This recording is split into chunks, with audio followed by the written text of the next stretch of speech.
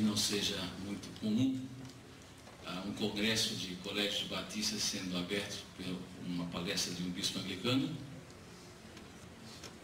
E a gente que tem dedicado a vida à educação se realiza quando vê os nossos antigos alunos ocupando funções de destaque na igreja e na sociedade. E essa noite vim me alegrar em saber que duas alunas minhas de duas universidades diferentes são hoje membros da diretoria da ANEB. Isso me alegra. Por outro lado, também gostaria de dizer que um auditório batista não é algo estranho para mim.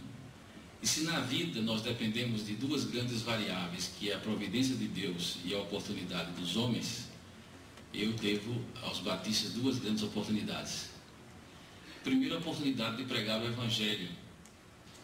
Próximo ano, mês de dezembro, estarei fazendo 40 anos de pregador do Evangelho. E foi numa igreja batista nesse estado que eu, como aluno do primeiro ano de faculdade, fui convidado em temor e tremor literal a pregar o meu primeiro sermão. E eu sou grato aos batistas porque tiveram essa gentileza de me ceder um púlpito pela primeira vez. E em segundo lugar, se alguém pegar minha carteira profissional, vai verificar que o meu primeiro contrato de trabalho foi do Colégio Americano Batista. De modo que são duas coisas muito importantes, não é? O ministério e o magistério.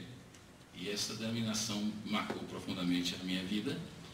E nesses 40 anos temos sido convidados, somos honrados com convites para participar de congressos, de igrejas, de seminários dessa denominação. E na qualidade de anglicano, na nossa última reunião mundial dos bispos, em 98, na Inglaterra, nós deliberamos por unanimidade que precisávamos ter um diálogo permanente com a denominação batista, e me alegra que no último semestre foi assinado um convênio entre a Comunhão Anglicana e a Aliança Batista Mundial para o estabelecimento de uma comissão permanente internacional de diálogo. Meus queridos irmãos e minhas irmãs, nós cremos que a pessoa humana foi criada para criar. Sublinho o conceito de pessoa porque nós ainda vivemos em nosso tempo o legado de duas concepções bastante distorcidas e inadequadas que são heranças do século que passou. A primeira concepção distorcida e inadequada que trouxe danos à vida das pessoas foi o totalitarismo, que nos encarava como mera peça sem identidade no todo da raça ou do partido. Para ideologias como o nazismo ou o stalinismo, nada valeríamos, senão por nossa submissão à opressão do coletivo. Para a conhecida escritora, vive-se sempre sob a tentação totalitária. O totalitarismo ressurge hoje com o fundamentalismo religioso-político, e também quando o mundo vive sob o monopólio geopolítico de um império. O império norte-americano, sob o monopólio econômico, o monopólio do restrito clube dos países centrais. A pessoa humana tem estado ameaçada permanentemente, não só pelo totalitarismo recorrente na história, mas pelo autoritarismo, que é a sua expressão mitigada nas monarquias absolutas ainda remanescentes e nas ditaduras sempre recorrentes. E por que não falarmos em autoritarismos menores, em microtiranias, a tirania da família, muitas vezes, ou da empresa, ou da escola, e o próprio autoritarismo em nossas relações interpessoais. O totalitarismo e o autoritarismo são formas de opressão, de violência, de mutilação do ser, impedindo a realização do ser. Não seria o primeiro grande desafio desse novo milênio a consciência, e não só a consciência, mas também a resistência dentro de nós e fora de nós a essa tentação totalitária e autoritária?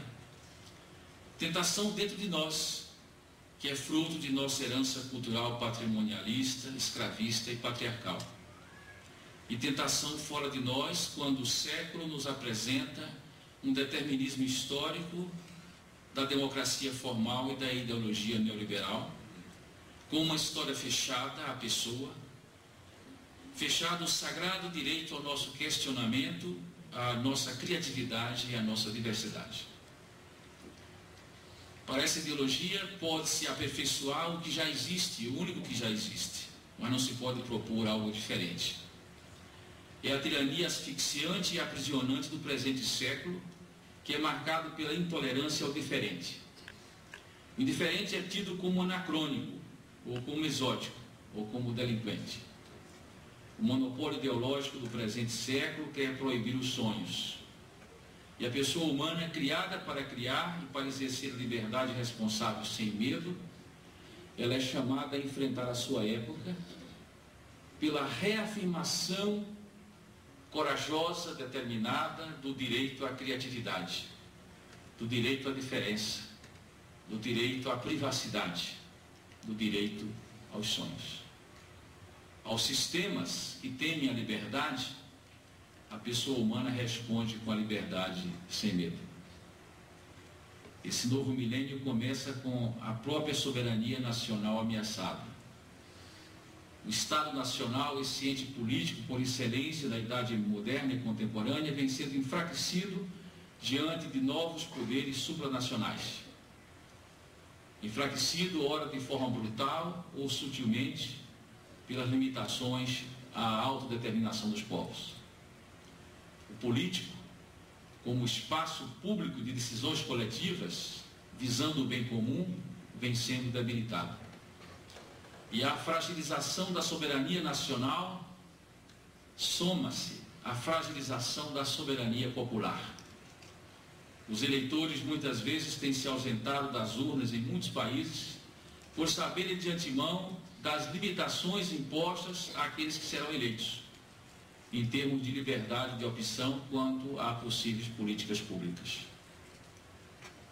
É nossa consciência que a chamada globalização em que vivemos, ela é assimétrica e unidirecional, que há um centro e há uma periferia, à semelhança dos seus antecessores, o colonialismo e o neocolonialismo, que foram etapas do imperialismo. Essa globalização assimétrica não é outra coisa do que a universalização dos interesses, dos produtos, do poder e da cultura anglo-saxã. Sabemos que a pessoa é um ser cultural e que a cultura é parte constitutiva de sua identidade e que a ameaça à cultura nacional ou à cultura regional é uma violência e uma ameaça contra a integridade das pessoas. Nós falamos inicialmente em duas concepções distorcidas e inadequadas que ameaçam a pessoa humana, que ameaçam a natureza do ser. A primeira foi o totalitarismo. A segunda se situa em um outro extremo. Trata-se do individualismo. Individualismo que fragmenta, que isola, que aliena, que desconecta do coletivo, que traz dano à vida em sociedade e à construção de projetos que vão além do eu. Individualismo egocêntrico e narcísico, mas também o individualismo agressivo que exacerba a competitividade. Nesse caso, para essa distorção, a solidariedade é tida como um mal. O outro é visto como um concorrente, um adversário, um ser a ser vencido ou a ter destruído. Desaparece a noção de bem comum. Absurda para eles seria a noção de justiça social. O individualismo é o empobrecimento da pessoa, é a impossibilidade à plenitude do ser. O passado também nos legou agressões à pessoa, em forma de exclusão política e econômica. Os escravos, os servos da gleba, os silvícolas, as mulheres,